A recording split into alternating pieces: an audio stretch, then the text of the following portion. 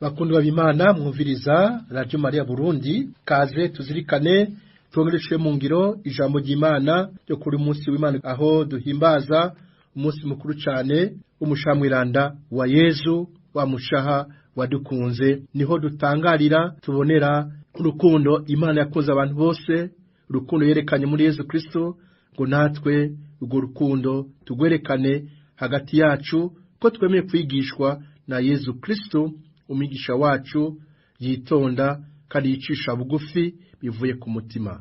Yaga Mukama, abasavyi bawe bariko barumviriza, hahiriwe abumviriza ijambo ry'Imana kandi bakarirangura. Ikisomo ca mbere tugisanga mu gitabo cyo kwibutsa amategeko mu kigabane c'indwi kuva ku karongo ka 6 gushika karongo ka 11. Izaburi ni Izaburi 102 canke 103, nayo igisomwa ca kabiri tugisanga mu ibaruwa rya mbere ry'umutumwa Yohani mu kigabane ca 4 kuva ku karongo c'indwi gushika karongo ka 16, nayo inkuru nziza twashikirijwe na Matayo Mweranda mu kigabane c'11 kuva karongo ka 25 gushika karongo ka 30. Ivyo dusoma mu gitabo cyo kwibutsa amategeko. Muri irya misi Musa yabariye abanyisirayeli ati, muri gihugu ceranda c'Umukama Imana yawe, ni wewe Umukama Imana yawe yitoreye ngo ube icibare ciwe bwite mu ntara zose zo kw'isi. Umukama ntiyabakunze kuko murusha ubwinshi ibihugu byose, mbere ni mwebwe muri bake cane mu bihugu byose. Ariko Umukama yabakunze kuko yashatse kugumya indahiro yarahiye basokuru banyu, nico gituma Umukama yabarokoje ikiganza ciwe gikomeye, akabakura mu nzu y'ubuja mu vya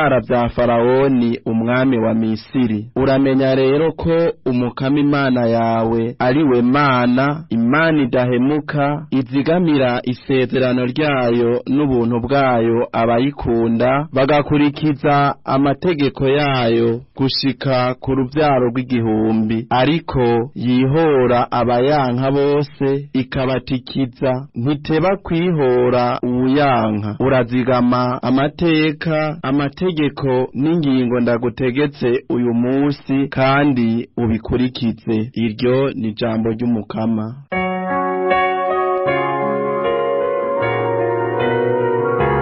Ubuntu bw'Umukama bwama kuba mwubaha imyaka n'imyaka. Ubuntu bw'Umukama bwama kuba mwubaha imyaka n'imyaka. Hezagira Umukama se mutima wanje, maze uko ndi kose mpezagire izina ryiwe ryeranda. Hezagira Umukama se mutima wanje, ntiwibagire ibyiza byose yakugiriye. Ubuntu bw'Umukama bwama kuba mwubaha imyaka n'imyaka. Niwe akurekurira ibyaha byawe byose, niwe agukiza indwara zawe zose, niwe agarurira ku cobo ubuzima bwawe, niwe akwambika urugori rw'ubuntu n'impuhwe. Ubuntu bw'Umukama bwama kuba mwubaha imyaka n'imyaka. Umukama akora ibitunganye, aburanira abacinyizwa bose. Yaramenyesheje Musa inzira ziwe, amenyesha bene Isirayeli ibikorwa vyiwe bihambaye. Ubuntu bw'Umukama bwama kuba mwubaha imyaka n'imyaka.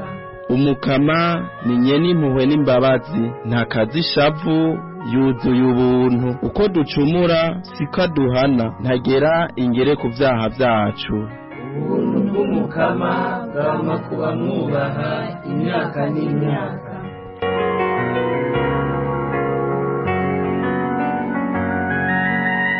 Igisoma ca kabiri. Ivyo dusoma mu ikete rya mbere ry'umutumwa Yohani. Bakunzi banje, nimukundane kuko urukundo ruva ku Mana, kandi uwukundana wese yavyawe n'Imana kandi aramenya Imana. Udakundana ntiyamenya Imana kuko Imana ari rukundo. Ngiki icagaragaje urukundo rw'Imana muri twebwe, nuko Imana yarungitse umwana wayo w'ikinege kw'isi kugira ngo tube bazima kubwiwe. Ngiki gigira urukundo, uko ari twebwe twakunze Imana, ariko nuko ariyo yadukunze ikarungika umwana wayo kuba iciru c'ibicumuro vyacu. Bakunzi banje, ko Imana yadukunze ityo, natwe dutegerezwa gukundana. Ntawigeze yihweza Imana. Dukundanye, Imana iguma muri twebwe, urukundo rwayo muri twebwe rukaba urukundo rubushitse. Ngiki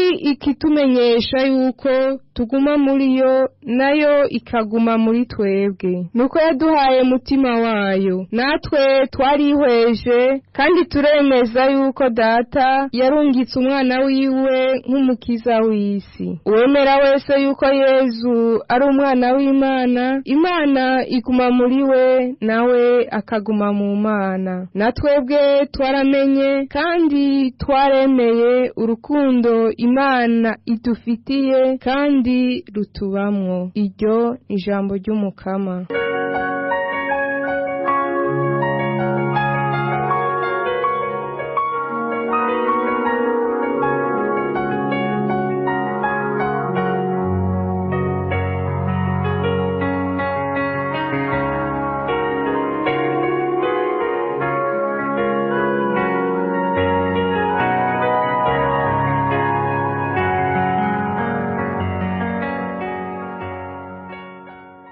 Ivyo dusoma mu Njiri nyeranda yanditswe na Matayo.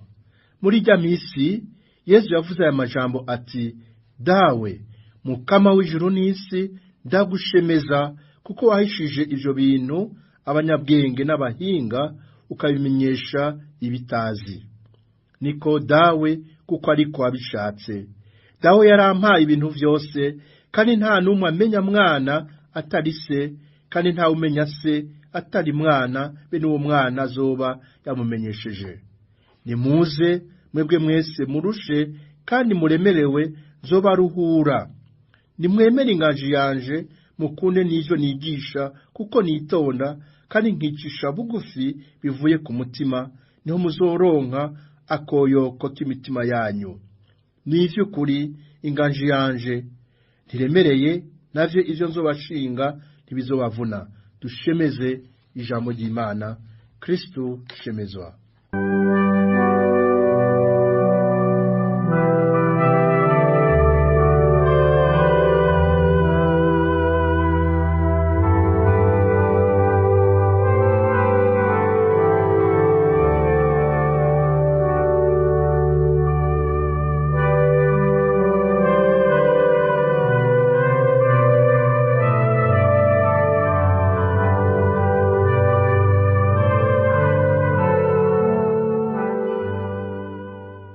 Bakundwa b'Imana mwumviriza Radio Maria Burundi, amore ya Kristo n'urukundo rwiwe bibasage.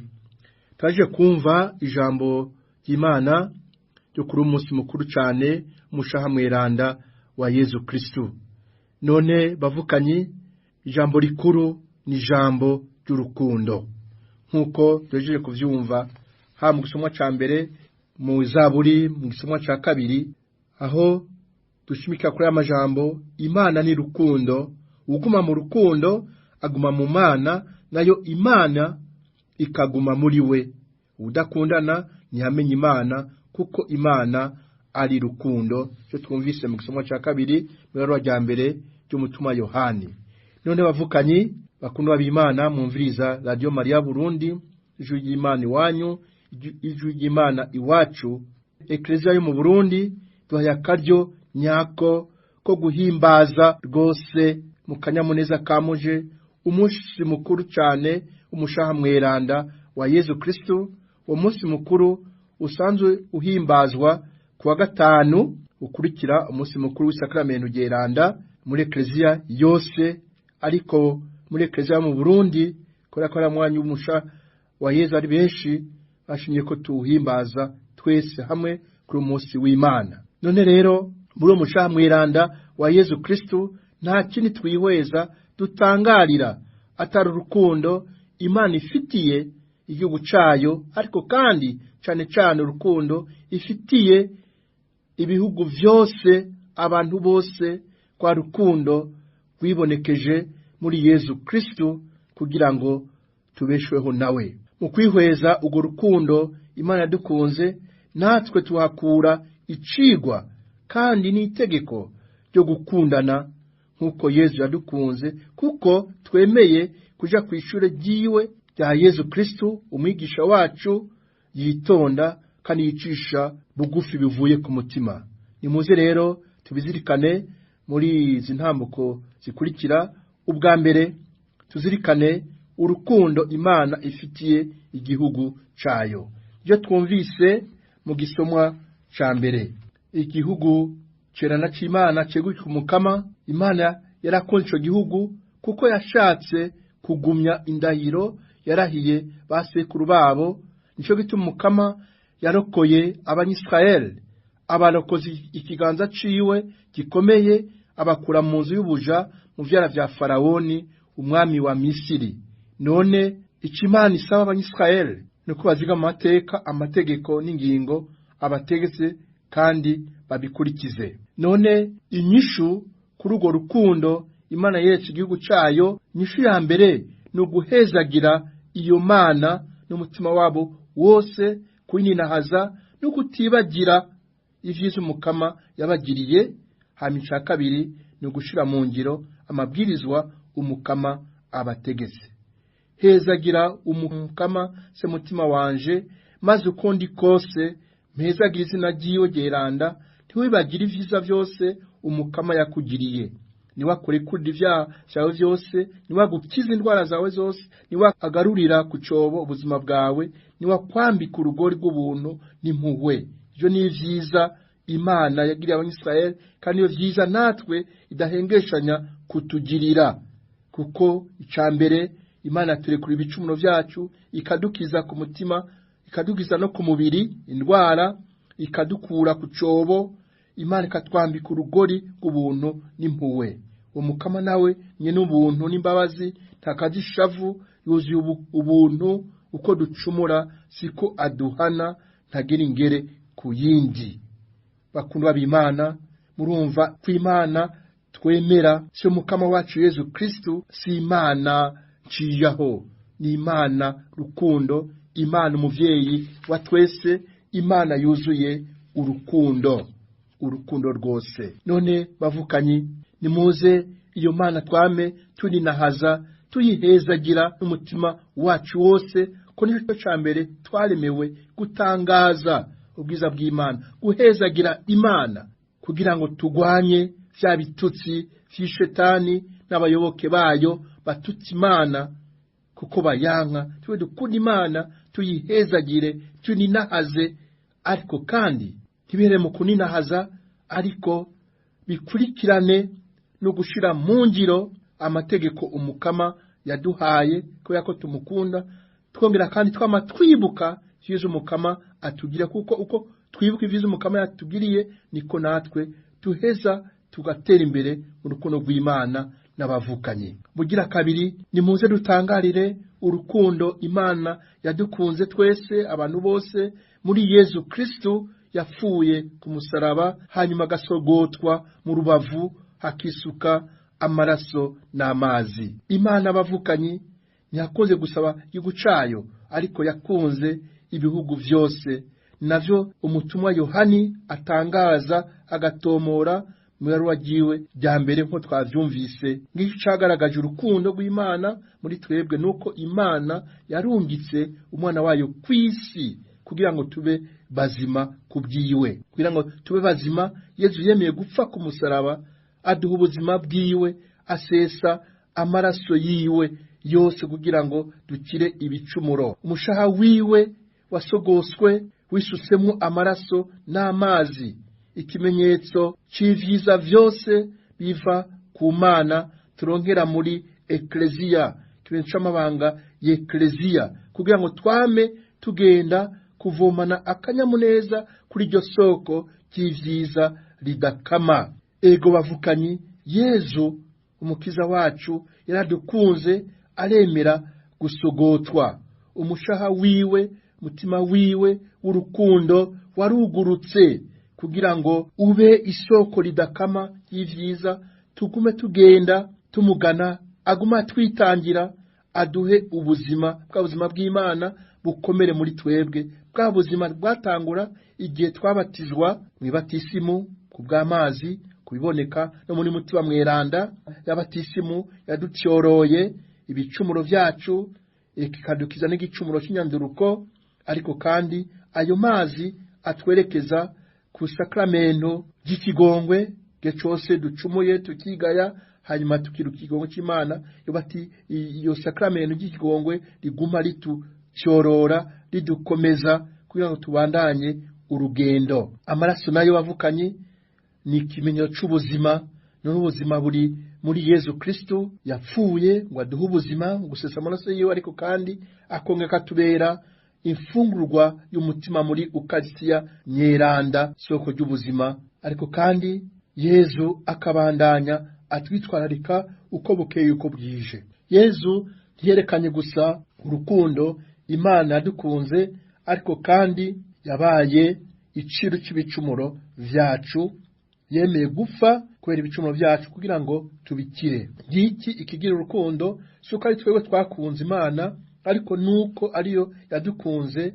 ikarungika umwana wayo kubiciro cy'ibicumuro vyacu. Yesu wenyene yatubwiye ati nawe ushobora kurusha urukundo ubiguze abagenzi biwe. Yesu umwana w'Imana akaba n'umwigisha wacu, aradutumira kuza iwe ngo tube abigishwa biwe, kuko yitona kandi yicisha bugufi bivuye ku mutima. Tubizirikane muri ingingo ya 3 twemeje ku ishure kwa Yesu umwigisha wacu yitonda kandi yicisha bugufi mwevuye ku mutima. Bavukanye umukama Yesu arutumiriye adutya kamwo tuze iwe ubuhe bwacu bwa buruhe bw'umubiri, ubuhe bw'umutima, ubuhe bw'umuzirikanyi. Atubwiye ati nimuze mwebwe mwese murushe kandi muremerewe zobaruhurira, kuko iruhande ya Yesu Kristo hari akaruhuko. Ni Imana kumwe natwe, ni Emmanuel yavuze ati eheraba ndi kumwe namwe mutakibavirira gushika ku muhero w'isi. Yama rero aturindiriye akurindiriye aho haguma naho ni muyanzu yiwe ariyo tabernakuro, atigera avirira naho twomutuka naho twomuhemukira, ntihigera akavuga ati ndababishije, agumana natwe. Unubaga bavukanye ko bubasha bw'urukundo rwa Yesu Kristo agumana natwe. Mbega wo gutuka wewe ugututse n'uca umumva iruhande, bene kumubwisha n'usubira kumubwisha bwawe Yesu naho tumutuka naho tumuhemukira, we ntiyigera atuvirira, agumana natwe aturindiriye kugira ngo bavukanye tuze tumugana, atucyorore, aturemeshe, adukomeze. Tutegere rero ko Yesu ari kumwe natwe, kandi ko kuba kumwe natwe bitugirira akamaro. Tubitegere dufatiye kuri iyi nkuru y'uwitwa Paul. Yarasanzwe ari utagira aho aba, araraguza. Hanyuma umunsi umwe aca imbere y'isengero yari yuguruye, abona nta muntu n'umwe ari mu isengero waganirize Yesu Kristo. Niho rero yaca yinjira, hanyuma amaze kwinjira agafata ikibanza, yavuze ati mwaramutse Yesu, ni jewe Paul, nije ngaha. Yaricaye hanyuma aca arisinzira kuko yari yamaze ijoro ryose ataryamye. Iminsi itarimo ikiheze Paul yaragwaye, hanyuma bamutwara kwa muganga. Ari kwa muganga niho yabona umusore mwiza cyane amubwira ati Paul mwaramutse, ni jewe Yesu. Yesu rero yari yaje kugira ngo amuremeshe yongere amukize. Paul yavuye mu bitaro asayangana, ameze neza, ari mwiza, ko Yesu Kristo yari yahuye nawe aramukiza. Umwe Yesu yateramira birakasha kisinzira, uwo Yesu yamusubirije mu ndumane, yaramugiriye neza aramukiza. None bavukanye natwe ntiduhengeshanye kugenda kwa Yesu, niwe adutumirira. Ntitugende ku bapfumu n'abarozi cyangwa abantu baturuhisha ataco batumariye. Tugende kumara umwanya na Yesu Kristo mu mashapere yacu, mu masengero, hakuguma imbere ya televiziyo bitumena amaso n'amatwi imbere y'umukama, iruhande y'umukama, kuko umukama ni muzima hagati yacu kandi aratubungabunga, aratwitwararika, turamubwira ikiri ku mutima, nawe akaduhumuriza, akaduha amahoro, akadukomeza.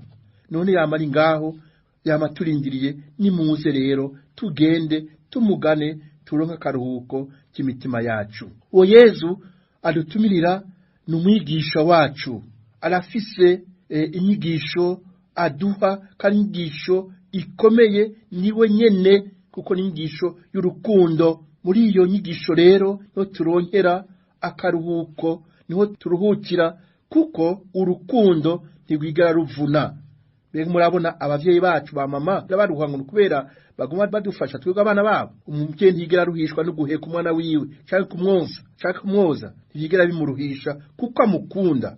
None rero iyo ni inkuru nziza, kuko Yezu adukunda. None uwakira inyigisho yiwe akongera akayishira mu ngiro, abo muntu ahiriwe ngaha ku isi, kuko kugira Yezu muri twebwe biraturuhura, tukaronka kandi n'ingeso nziza ndoramana y'ukwemera, ukwizigira n'urukundo, biduherekeza bikatumurikira mu nzira yacu, ya nzira itoroshe mugabo iyo nzira y'ubuzima ikoroha, kubera Yezu n'izo ngeso nziza tuba twishimikije. Iyo nyigisho ya Yezu rero tuyiyambire nka kurya umugabo ayambira umugore wiwe akunda, kuko Yezu adukunda.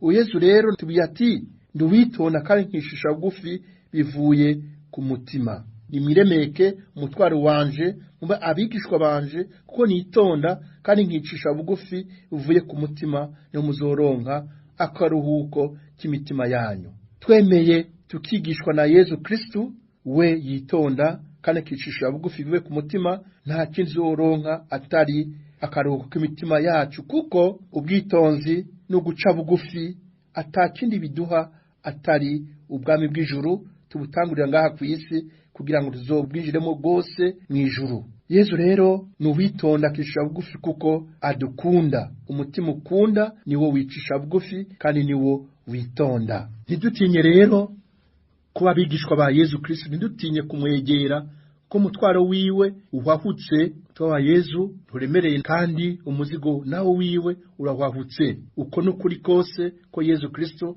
ntatubesha, ntaduswaganya, nukuri ntashobora kwihenda no kuduhenda. Yezu yemeye guca bugufi n'ukwitonda, kuko yarazi ko inyamuko y'amabi yose ari ubwishime. Batumye hinjira igicumuro mu isi, igicumo catanguriye mu ijuru. Amakana arazi ko abantu amabi yose aba kubera abantu babuze ubwitonzi, bashize imbere gikenye. None Yezu nta gikene yashize imbere, yaje yitonda kandi yicisha bugufi, kugira ngo atwereke umuti wo gukira amabi yose ngaha ku isi.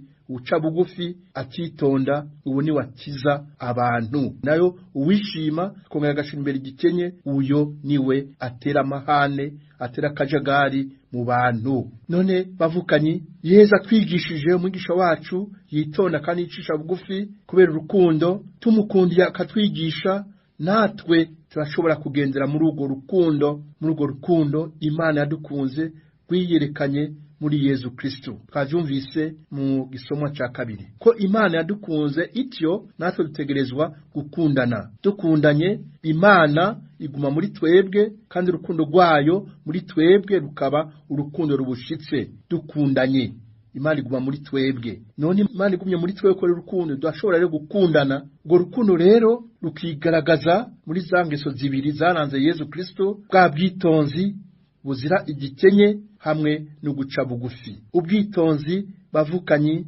ni ngeso nziza ihambaye mu mugenderanire yacu n'abavukanyi. Ubwo bwitonzi tubugereranya n'akamotera, hanyuma bigatuma ufise ubwitonzi abantu bamwiyegereza, arakwega abantu, akongera akaberekeza ku Mana. Ufise ubwitonzi bavukanyi araheza akakira neza abandi, arabakira neza bakamukunda. Ufise ubwitonzi niwe akomeye, kuko niho ashobora kugwanya ishavu, acabuza ishavu kwigaragaza mu buzima bw'abantu. Rero ubuzima bwiza, kuko abantu barangwa n'ubwitonzi, atagikenye bashira imbere. Ubwitonzi nkuko nabivuze rero ni nk'imoga neza, maze akamoto keza kagakwira ku isi nk'umwuka mwiza utandukanye n'icuka kibi.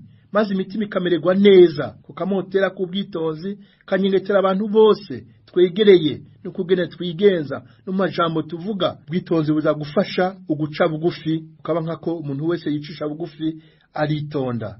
None guca bugufi nako bavukanye n'ingeso nziza ihambaye, ishingiro z'ingeso nziza zose, kuko ari gihushane c'ubwishime, nayo uwishima aba yuguruye ingeso mbi zose n'ibicumuro vyose bishoboka. Kuraho ijambo ry'Imana riratomoye, harivuga riti Imana iragwanya bishima igaha inema yayo abifata ruto, abicisha bugufi.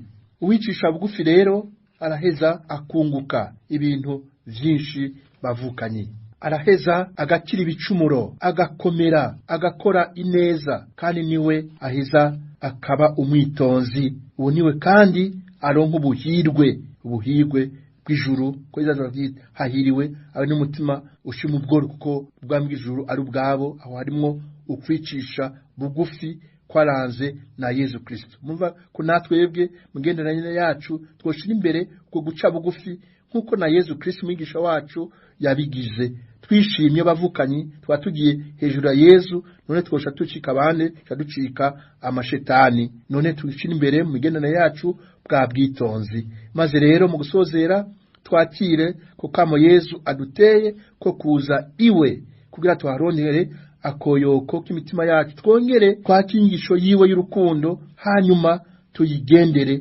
kugira ngo twishure kuri rwa rukundo Imana yadukunda bikagaragarira mu musha mweranda wa Yesu Kristo.